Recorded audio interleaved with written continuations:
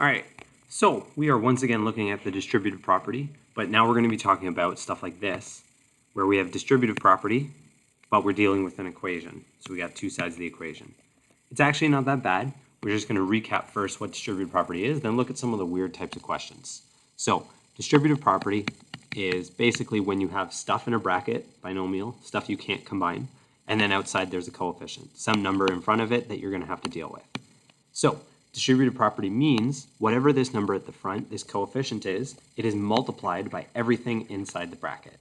Okay? When something's next to a bracket, it means multiply. So the way that we do it is we say, well, we're going to multiply this times this, and then we're going to multiply this by the second term as well. I like to do this with what we call rainbows. Whatever you think of, as long as you get it down, it's fine. So I write these little arrows to remind me what I'm doing. 3 times x could give me 3x. And then 3 times 3 gives me 9. It was positive 3 times positive 3, so this could be plus. I had 2 terms to start. Now I have 2 terms. It's still good. That's all it is. So now let's do this, but in the terms of like an actual question. So if we had a question like this one, okay, it looks like there's a lot of information going on. So we got to not panic and figure out what should I do first. So we have a couple options. This 10 on the side, it's just by itself. So there's nothing going on there. We have this, which we could do, or this plus 2, which we could do. I'm going to be honest, in the last video we talked about we should do subtraction and stuff first. So we could actually do that first. That would work. So we'll do that to get it by itself. So let's get rid of this plus 2, and we'll deal with that after. So to get rid of the plus 2, I got to do the opposite. So instead of plus 2 here, I'm going to do minus 2 on both sides. So I'm going to be left with 2x plus 3. That didn't change. This becomes 8. So now I have stuff over here. There's a couple ways you could do this. I think the easiest way that you'll never make a mistake or get weird fractions and stuff is to just do the distributive property. Okay? I'm going to show you the other way you can do, which is also correct.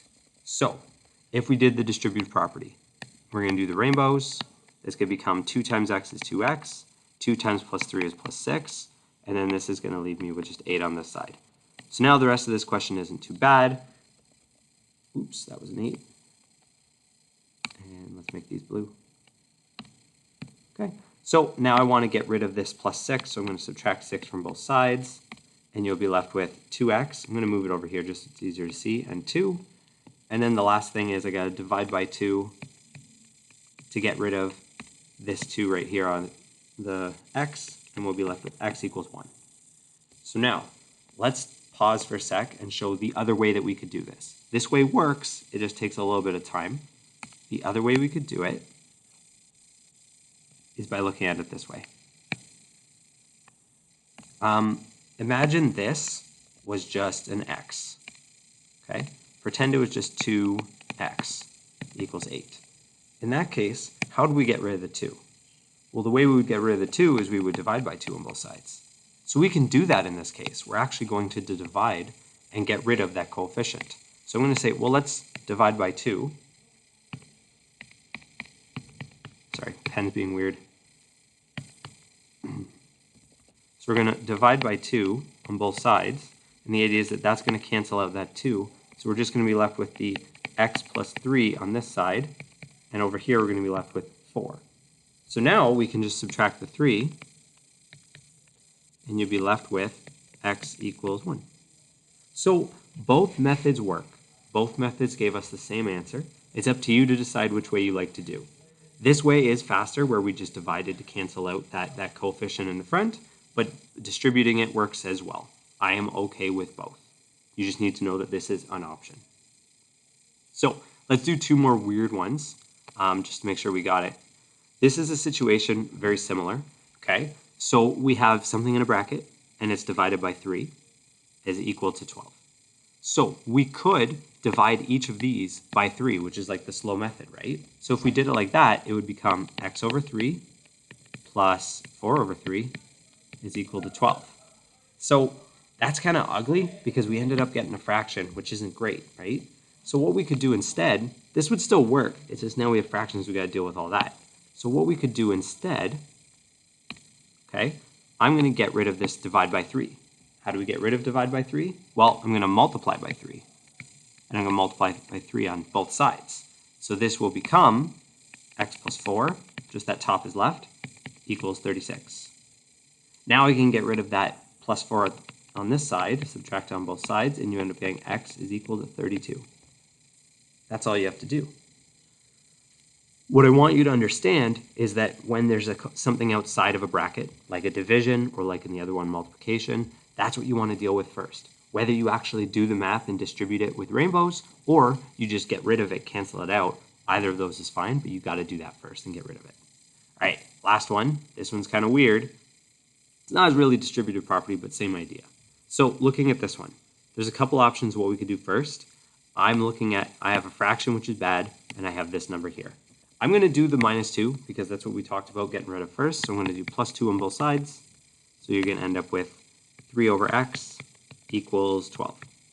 So now, be very careful. A lot of students will think here that you're going to do, divide by 3.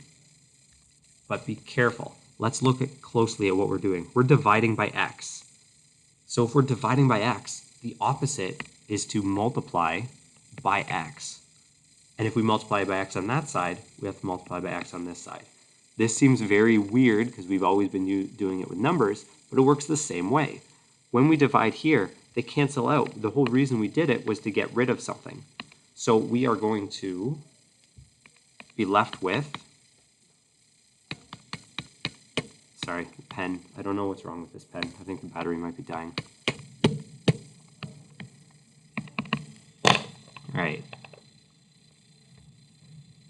We will be left with just the 3, and on this side, we'll be left with 12x. So this goes against what we usually were thinking, where we said we want to get rid of the number that's with the x. The problem is, it's hard to get rid of the 3 when it's on the top, x on the bottom. We can't really just get rid of stuff. So we had to get rid of the x on the bottom. But now, when we look at this question here, this is a lot easier.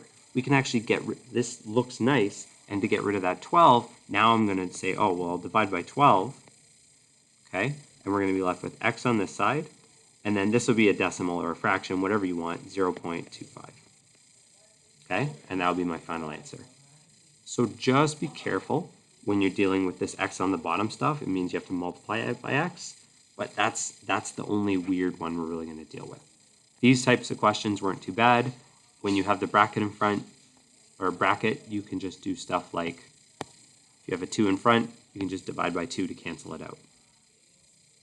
Or if you have something where you're dividing a fraction, you can just multiply by whatever that fraction is, same idea. And that's it.